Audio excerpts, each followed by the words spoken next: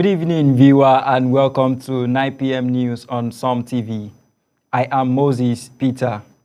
Tonight, we bring you the latest headlines shaping Nigeria and the world, from breaking news to politics to sports and entertainment. Let's get started. Here are the major headlines. On national news, Tinubu creates panel to clear 1.5 trillion naira debts owed 2,000 contractors. On international news, former France President Nicolas Sarkozy recounts his 20 days behind bars, saying it was the hardest bed he ever felt. On business news, ECOWAS appoints Aliko Dangote as pioneer chair of Business Council to drive regional economic growth. On entertainment news, Hamisu Lamido Iyantama received Lifetime Achievement Award at Zuma International Film Festival 2025. Then on sport news, Salah, a target for Saudi, confirms league chief. Now the news in full. The administration of President Bola Ahmed Tinubu has constituted a high-level committee to address and settle a backlog of about 1.5 trillion naira owed to approximately 2,000 federal contractors, following growing pressure from overdue payments claims. At a Federal Executive Council meeting on Wednesday, Mr. Tinubu voiced grave displeasure over the delayed payments, directing that the backlog be cleared. As the government's special advisor on information and strategy, Bayo Onanuga, told State House correspondents, the president insisted on a one-stop solution. The newly constituted multi-ministerial committee includes the Ministers of Finance, also coordinating Minister of the Economic, Budget and Economic Planning, Works, Education, Housing, and Marine and Blue Economy. It also comprises the Director General of the Budget Office of the Federation and the Chairman of the Federal Inland Revenue Service. According to Onanuga, the committee's task is to review the legacy debts, determine the causes of the payment delays, and mobilize funds for prompt disbursement. They are to meet, draft a plan, and return to the president with their funding strategy, he explained.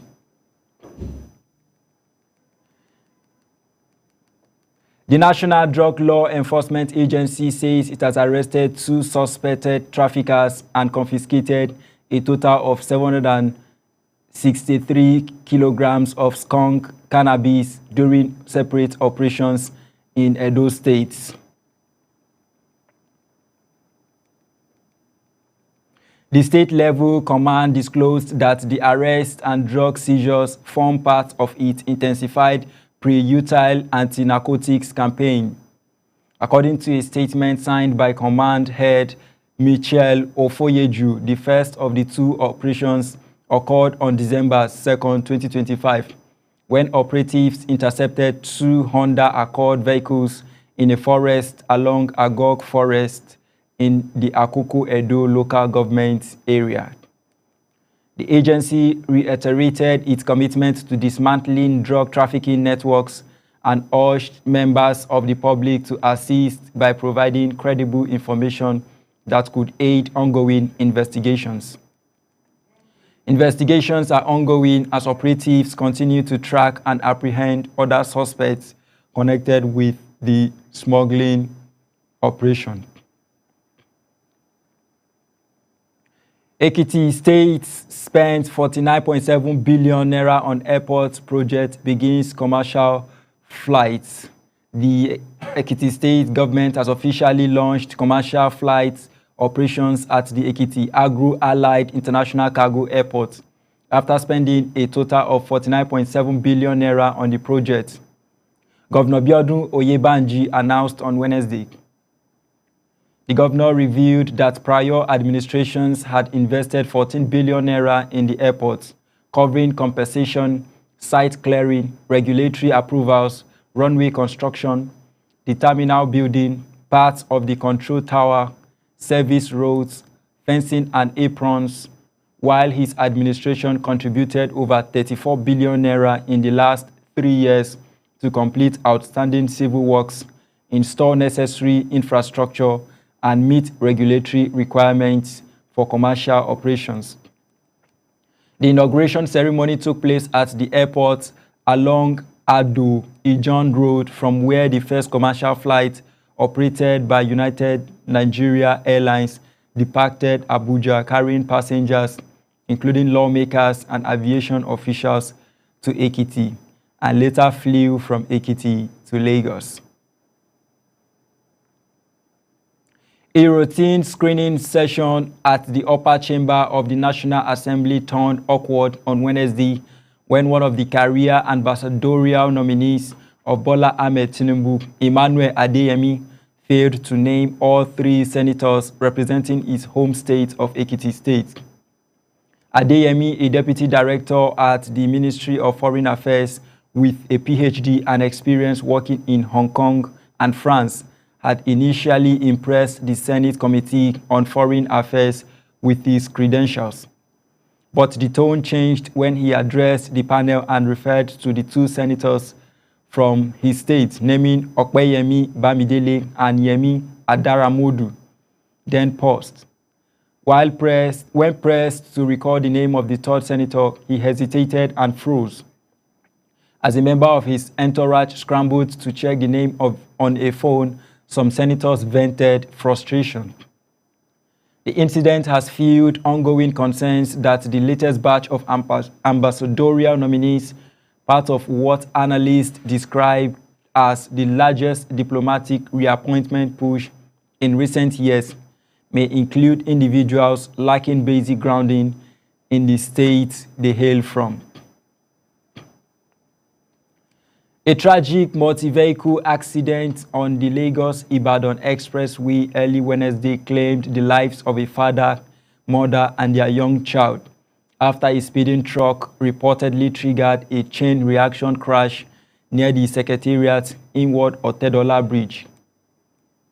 According to a statement from the Lagos State Traffic Management Authority, LASMA, the collision involved 3 private vehicles, an Audi, a Toyota Camry, and a Toyota Corolla, which were struck when a heavily loaded truck rammed into one of the cars from behind. The impact caused that vehicle to lose control and collide with the 2 other moving cars, resulting in the fatal crash. The accident left other 2 victims critically injured.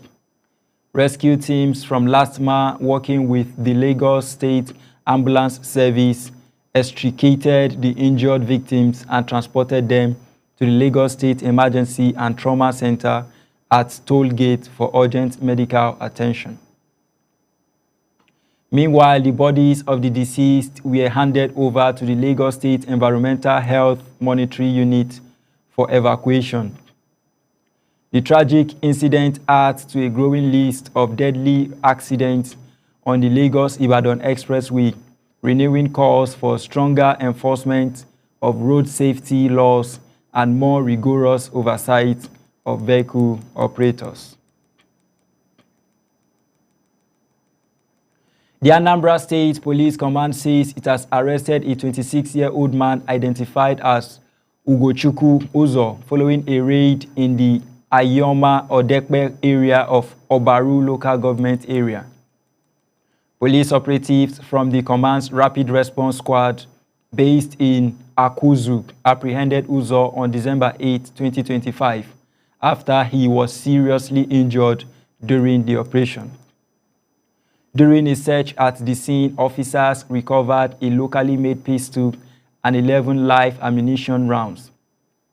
In a press statement by the command spokesman SP Tochukwu Ikenga, Uzo confessed to leading multiple criminal gangs active in Anambra and neighboring states.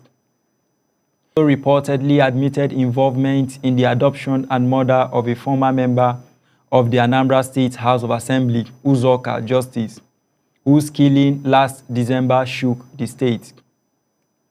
The police have commended the outcome as a major breakthrough in their fight against violent crime in the state and urged the public to continue providing information to help dismantle criminal networks. Tinubu meets Osun APC governorship aspirant urges consensus candidate. President Bola Ahmed Tinubu on Monday met with leaders and governorship aspirants of All Progressives Congress APC from Osun State, calling on them to set aside their differences and rally behind a consensus candidate ahead of the party's primary on December 13, 2025. The meeting held at the State House in Abuja brought together several APC heavyweights and aspirants, including former Deputy Governor Benedict Olugboyinga Alabi, Dotun Babayemi, Akin Ogunbiyi, Babajide Omoworare, Kunle Adegoke, San, Babatunde Hareta Oralusi, Mulikat Abiola Jimoh, and Monirudin Bola Oyebamiji. Also present were national party leaders, including APC National Chairman Nentawe Yilwada, and top federal officials such as Secretary to the Government of the Federation, George Akume. In a statement signed by the President's Special Advisor on Information and Strategy, Bayo Onanuga, Tinubu commended the aspirants for their contributions to the party, but cautioned against infighting, a factor he said contributed to the APC's loss in the last Osun governorship election. Turaki-led NWC meets PDP state chairman downplays pro-Wike's group's actions. The National Working Committee NWC of the People's Democratic Party PDP, led by former Minister of Defense Chief Balarabe Turaki, on Thursday held a strategic meeting with all state chairmen of the party, emphasizing party unity and downplaying recent agitation from the pro-Wike faction. During the closed-door meeting at the PDP National Secretariat, Turaki and senior members of the NWC urged state chairmen to continue implementing policies that strengthen grassroots engagement party. Sources say the NWC described the pro-Wike faction's recent activities as minor internal disagreements that do not reflect the party's core objectives. The NWC reportedly reassured the chairman that the party leadership remains committed to inclusivity, cohesion, and preparing for upcoming local and national elections, stressing that divergent views within the party should be addressed through internal dialogue rather than public agitation. Political analysts note that the pro-Wike group has been calling for more significant representation in key party decisions and has at times threatened parallel activities, raising concerns over possible fragmentation ahead of the 2027 general elections. The NWC's meeting appears aimed at preempting any internal conflict and reinforcing loyalty among state chairmen.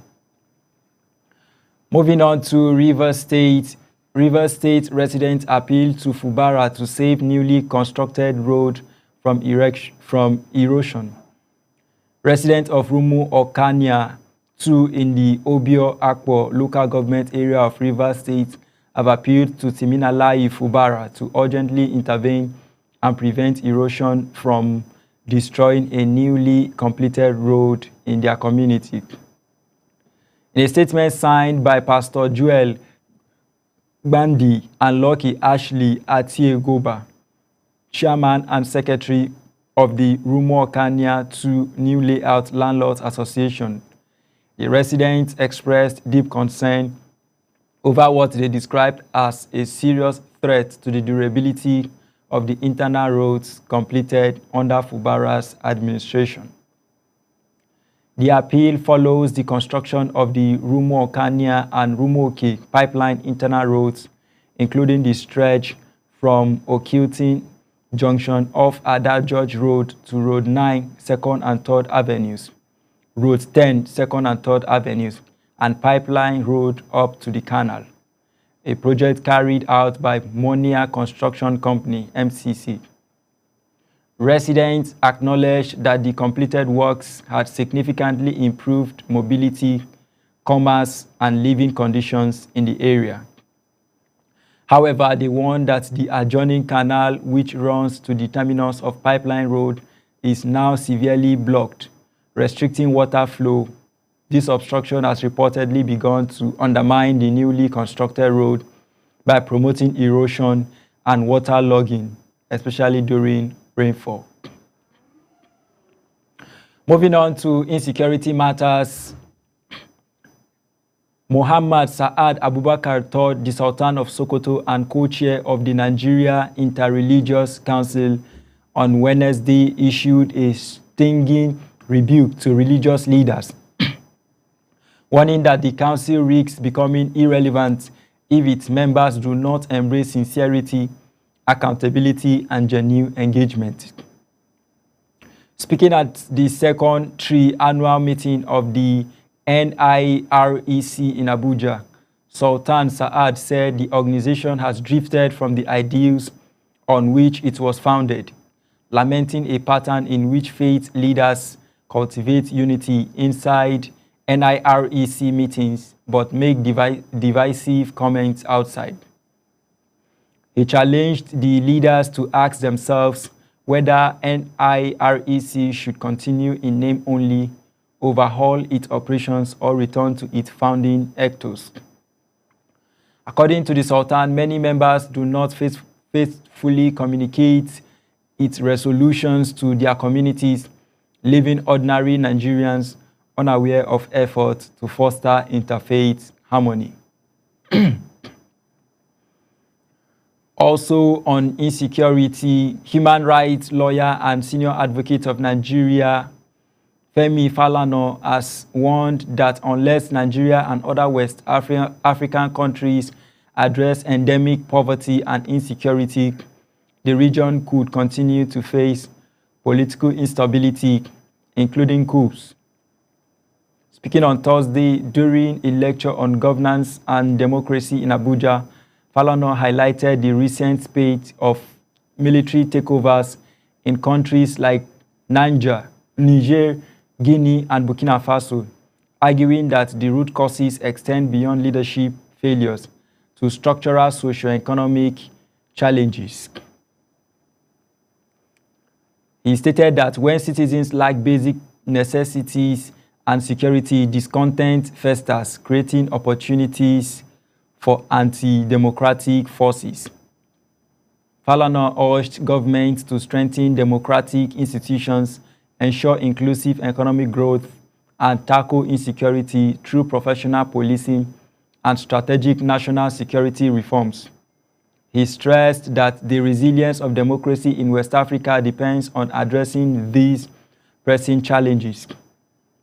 He also called on the Economic Community of West African States, ECOWAS, to support member states in building strong institutions and social safety nets, warning that failure to do so could undermine regional stability and economic development.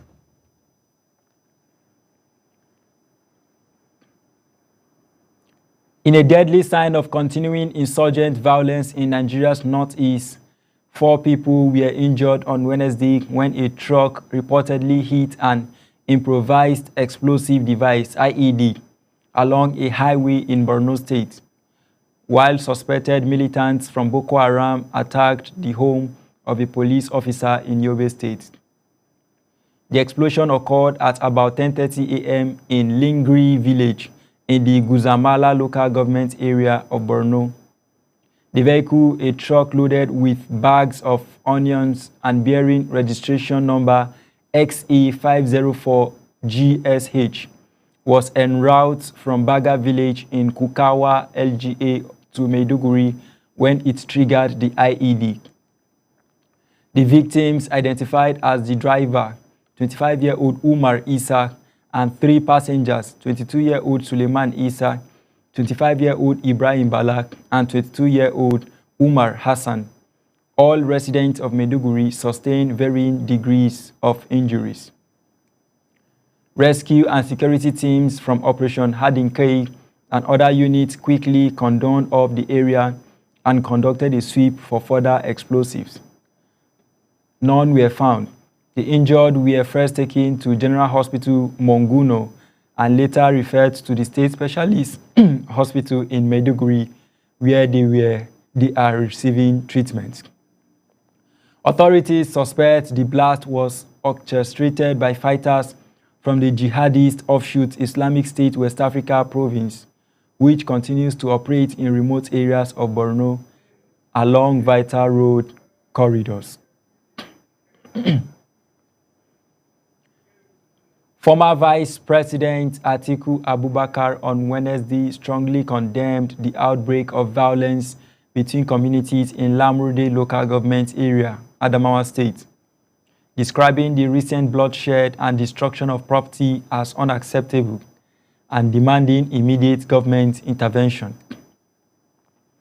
In a statement posted on social media, Atiku called on both federal and state authorities to act decisively to protect lives, restore peace, and prevent further escalation of conflict. He said the government have a solemn duty to ensure stability and security for all citizens.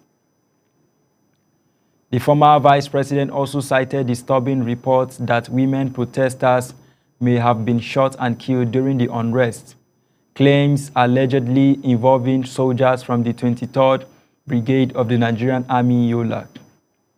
While the army has reportedly denied responsibility, Atiku insisted on an independent, transparent investigation. Atiku also extended his condolences to the families of those who lost their lives and prayed for healing for everyone affected by the violence. He urged the warring communities, particularly the involved ethnic groups Bachama and Sobo, to renounce bloodshed and embrace dialogue, mutual respect, and reconciliation. Former Vice President Olusegun Obasanjo has publicly backed a new locally produced fortified Garri branded Omimi Wonder Garri, along with a fortified fish powder, describing them as potentially life-saving innovations, capable of improving nutrition and tackling hunger across Nigeria and beyond. At a launch event held at the Olusegun Obasanjo Presidential Library, Abeokuta, Obasanjo lauded the developers Omimi for You Farms Limited for leveraging indigenous innovation to address malnutrition, food insecurity, and related health challenges. According to its makers, the fortified Garri is protein-rich, containing about 32 grams of protein per 100 grams, complemented by 35 essential vitamins and minerals, attributes that qualify it as a superfood under international nutrition standards.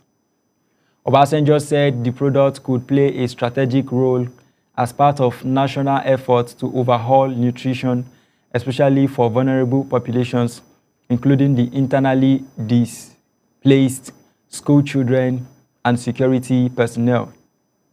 He urged government agencies, humanitarian organizations, and investors to adopt Omimi Wonder Garri and the fish powder for inclusion in feeding programs, school meals, IDP camp rations, and military provisions, calling them food for the future, made in Nigeria for Nigerians.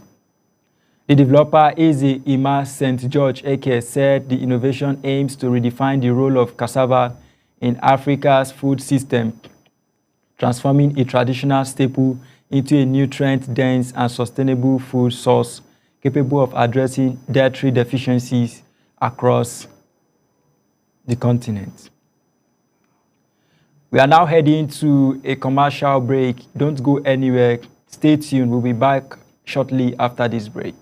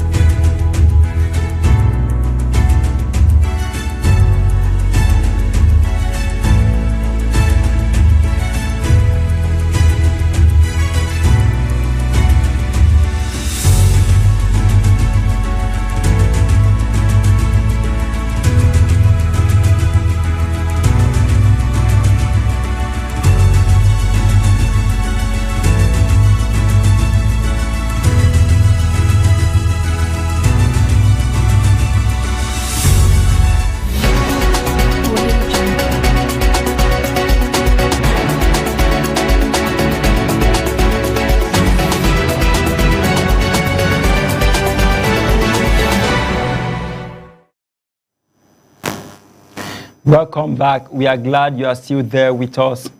Moving on to international news. In a blunt and unvarnished account of his brief imprisonment, former French President Nicolas Sarkozy has described his 20-day stint in jail as a harrowing ordeal, calling the bed the hardest bed he ever slept, and lamenting the harsh conditions he experienced. Sarkozy, who served as France's president from 2007 to 2012, began serving a 5-year sentence on October 21, 2025, after being convicted of criminal conspiracy in connection with alleged illicit campaign financing. He was incarcerated at La Santé prison in Paris, marking the first time in modern history that a former French head of state was imprisoned. In his new memoir, Diary of a Prisoner, Sarkozy recounts the grim realities of prison life: a small cell with a hard mattress fixed to the floor, a plastic-like pillow, a shower that dispensed only a thin stream of water, and deafening nighttime noise as other inmates pounded on bars. He likened his cell to a cheap hotel except for the armored door and the bars. On November 10, a Paris appeals court granted his release under judicial supervision pending his appeal, just 20 days into his 5-year sentence. During the hearing via video link from prison, Sarkozy described the experience as very hard and paid tribute to prison staff for their exceptional humanity, which he said made this nightmare bearable. Moving on to business news, ECOWAS appoints Aliko Dangote as pioneer chair of Business Council to drive regional economic growth. The Economic Community of West African States, ECOWAS, has named Africa's leading industrialist Aliko Dangote as the pioneer chairperson of its newly established ECOWAS Business Council, the blog announced on Wednesday.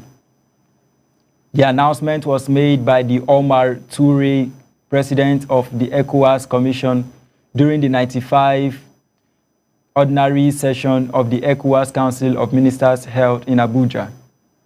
Touré said Dangote was selected because of his extensive business experience across West Africa and Africa at large, making him ideal to lead the EBC.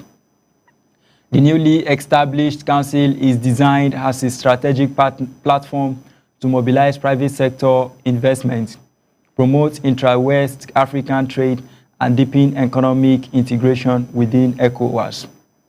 According to Touré, the goal through the council is to bring private sector actors together to discuss economic integration and regional development, and to facilitate stronger cooperation between businesses, government, and ECOWAS institutions.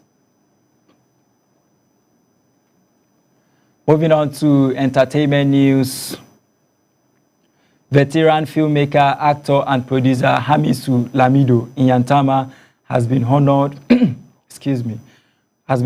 with the Lifetime Achievement Award at the 2025 edition of the Zuma International Film Festival, held in the nation's capital.